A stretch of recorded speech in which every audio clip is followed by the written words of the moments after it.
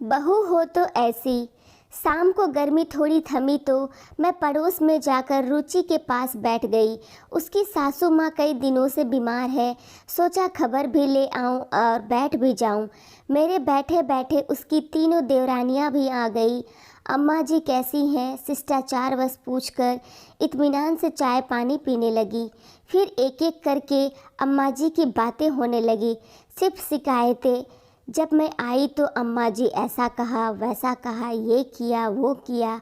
आधे घंटे बाद सब यह कहकर चली गईं कि उन्हें शाम का खाना बनाना है, बच्चे इंतज़ार कर रहे हैं।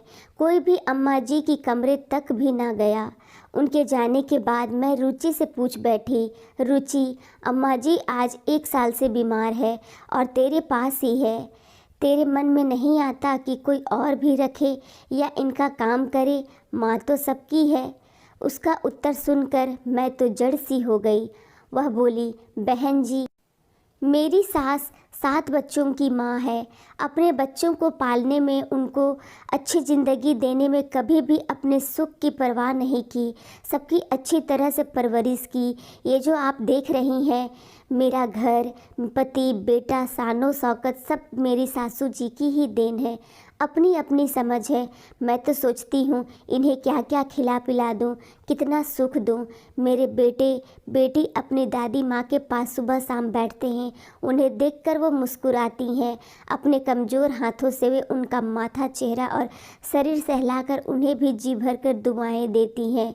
जब मैं उनको नहलाती खिलाती पिलाती हूँ और उनकी सेवा करती हूँ, जो संतुष्टि के भाव मेरे पति के चेहरे पे आते हैं, उसे देखकर मैं धन्य हो जाती हूँ। मन में ऐसा एहसास होता है जैसे दुनिया का सबसे बड़ा सुख मिल गया हो। और फिर वह बड़े ही उत्साह से बोली, एक बात और है, ये जहाँ भी रहेंगी घर में खुशहाली ही रहेंगी। ये तो मेरा तीसरा बच्चा बन चुकी हैं। और ये कहकर वह सुबक सुबक कर रो पड़ी। मैं इस ज़माने में उसकी यह समझदारी देखकर हैरान थी। मैंने उसे अपने छाती से लगाया और मन ही मन उसे नमन किया और उसकी सराहना की कि कैसे कुछ निहित स्वार्थी अपने ही लोग तरह तरह के बहाने बना लेते हैं तथा अपनी आज़ादी और ऐशो अय्याशी के लिए अपनी प्यार एवं ममता की मूरत को ठुकरा देते हैं।